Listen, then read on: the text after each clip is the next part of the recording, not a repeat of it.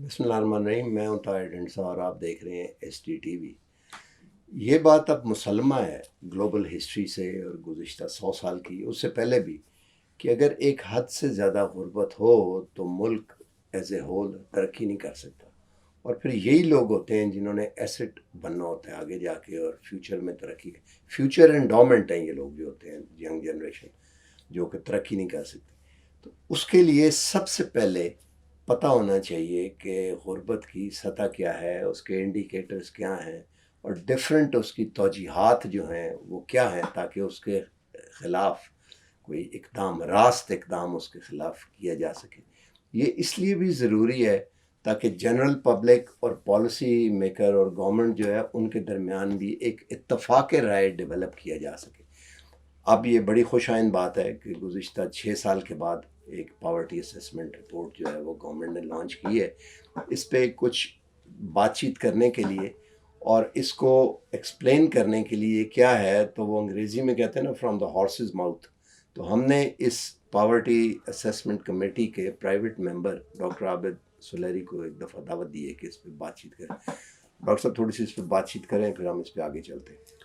جی شکریہ طاہر، جیسا کہ آپ نے کہا کہ 6 سال کے بعد جو ہے چونکہ اب ہمارے پاس household income expenditure survey کا نیا ڈیٹا موجود ہے، تو اس کی بیسس پہ پاورٹی ایسٹیمیٹ جو ہے پاکستان میں وہ کیا گیا ہے۔ اور یہ کرنا اس لیے ضروری تھا کہ میرے پچھلے 6 سال میں ہم جتنی معاشی اور اقتصادی پالیسیز پہ بحث کر رہے تھے، جب تک ہمیں یہ نہیں پتہ تھا کہ اس کا ایک ہاؤس ہولڈ پہ اس کا ایک عام پاکستانی پہ کیا اثر ہوگا، شاید اکثر جو چیزیں تھیں وہ بحث سے ریلیونٹ رہ جاتی تھی۔ اب پاکستان کی جو مروجہ پاورٹی لائن اس وقت جو نکلی ہے، جو کہ 8,484 فی کس فی مہینہ جو ہے خرچ کرنا ہے۔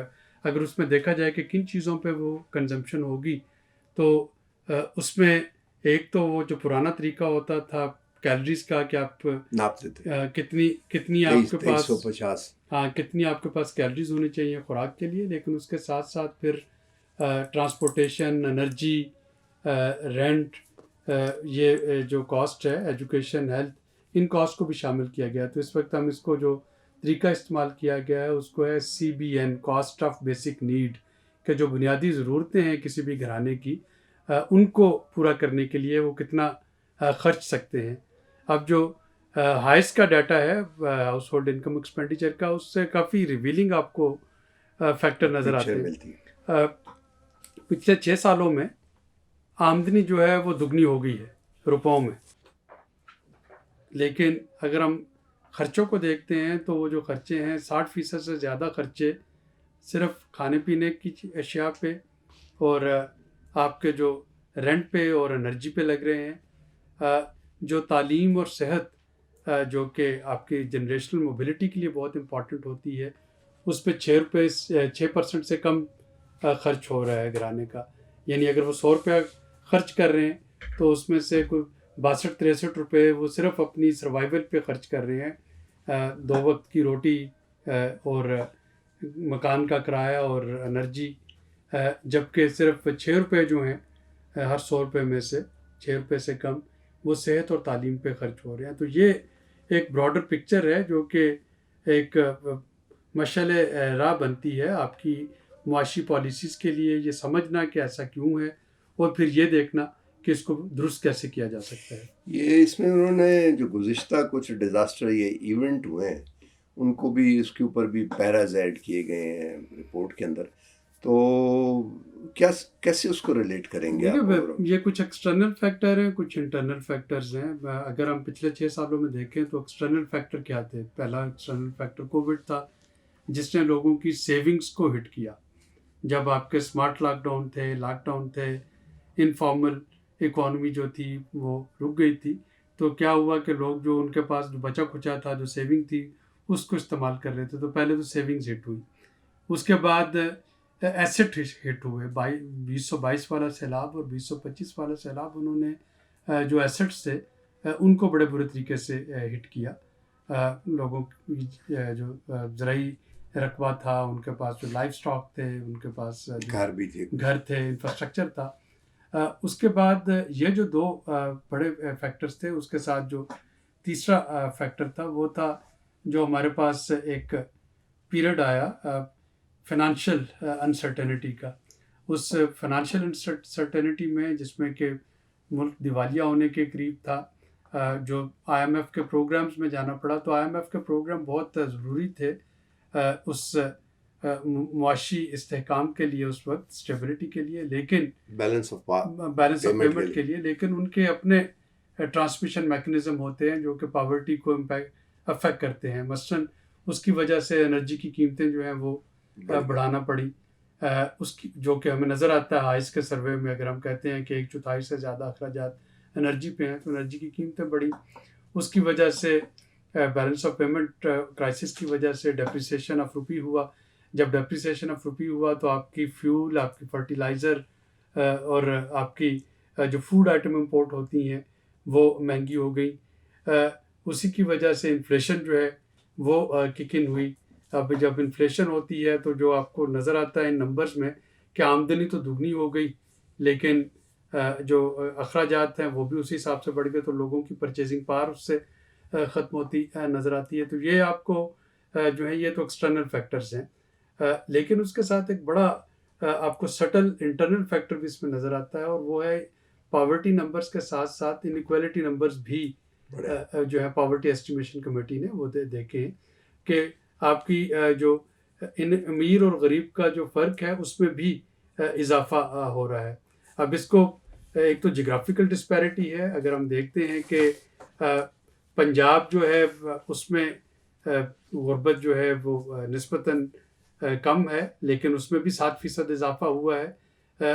اس کے بعد کے پی اور سندھ جو ہے اس کو اگر آپ دیکھتے ہیں تو ماڈریٹ آف پاورٹی کہہ سکتے ہیں. اور جو بلوچستان ہے یا وہاں پہ تقریباً ہر دوسرا فرد جو ہے وہ خط غربت سے نیچے ہے 47% پاورٹی کے ساتھ. تو وہاں پہ ایکسٹریم پاورٹی ہے. اور یہ صرف آج نہیں، یہ ایس ٹی پی آئی اور ورلڈ فوڈ پروگرام کی جو فوڈ سیکورٹی رپورٹس تھیں 2003 کی 2009 کی، اس وقت بھی بلوچستان جو ہے وہ سب سے زیادہ متاثر تھا فوڈ انسیکورٹی کے حوالے سے.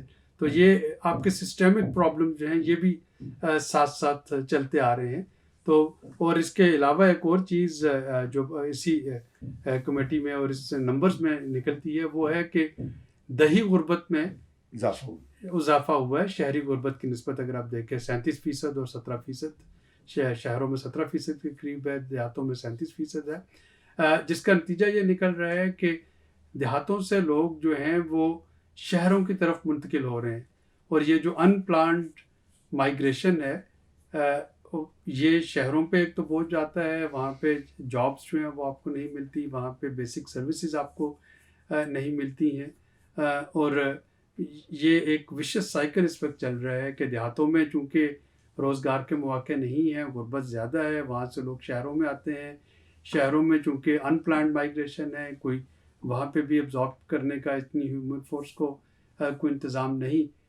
تو یہ ایک سائیکل جو ہے وشس سائیکل اس وقت. دیہات میں کیوں زیادہ ہے؟ دیکھیں اس میں دو چیزیں جو آپ کو نظر آئیں. پہلی تو جو میں نے کہا کہ سیونگز کم ہوئی، انفارملی کا لیبر کم ہوئی. دوسرا جو ایسٹ جو ہے وہ ہٹ ہوئے سیلابوں کی وجہ سے. اور تیسرا جو آپ کا انفلیشن ہے اس کا جو امپیکٹ آیا کاسٹ آف پروڈکشن پہ. اب اگر آپ کی کھاد جو ہے وہ امپورٹڈ ہے اور وہ مہنگی ہوتی چلی جا رہی ہے، بیج جو ہے اگر وہ بھی امپورٹڈ ہے، مہنگے ہوتے چلے جا رہے ہیں، تو وہ جو زراعت ہے آپ کو بہت منافع بخش کاروبار نہیں رہا ہے.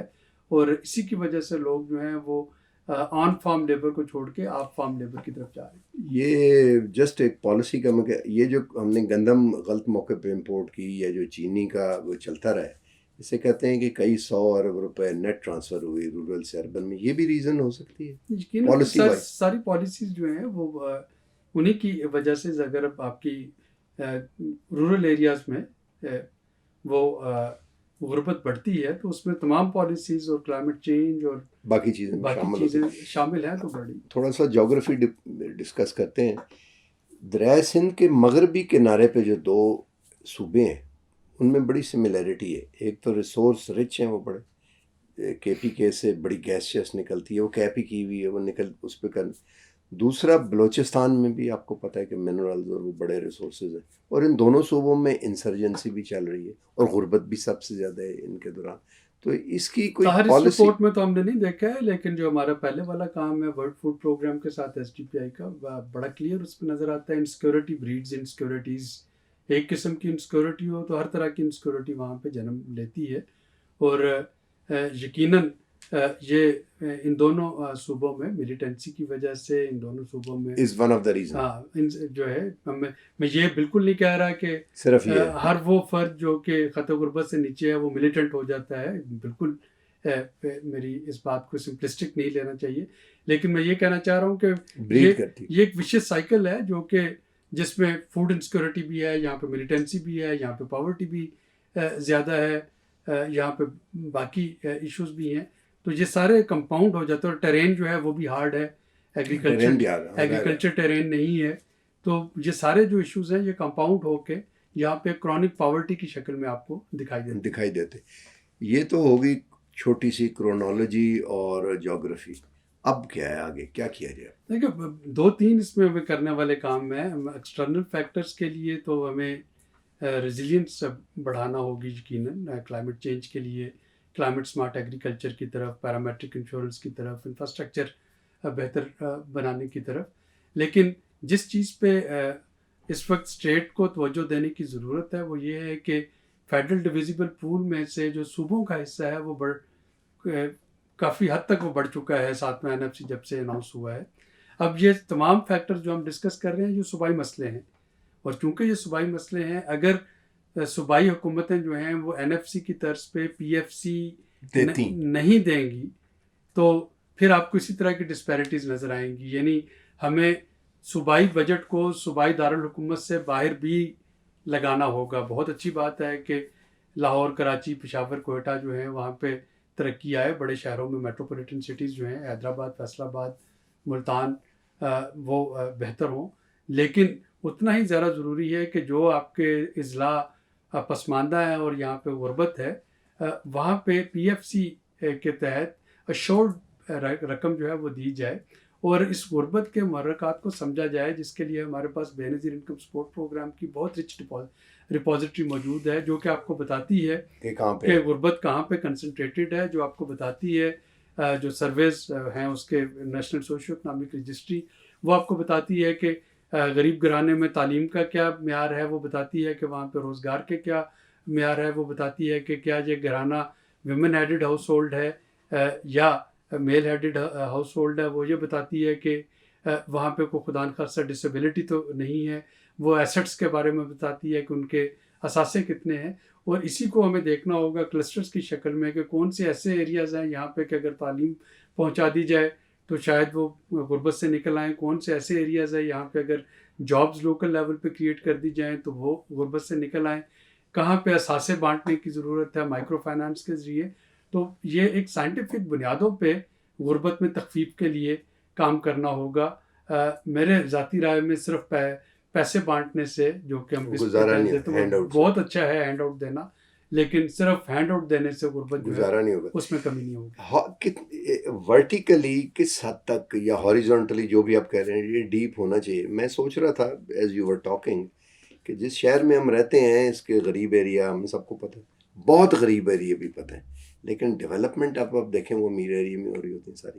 آپ دیکھیں سڑکیں بنی ہوئی جو ہیں وہ مل کی جا رہی ہیں. یہی وہ لیڈ کیپچر ہے جب تک وہ مسکل آپ کی اسپینڈنگ ہوگی اور آپ کے پاس کوئی پلان نہیں ہوگا. میں ایک تو پاورٹی ریڈکشن پلان دوبارہ سے لے کے آنا ہے اور دوسرا ہمیں مسکل اسپینڈنگ سے نکلنا ہے.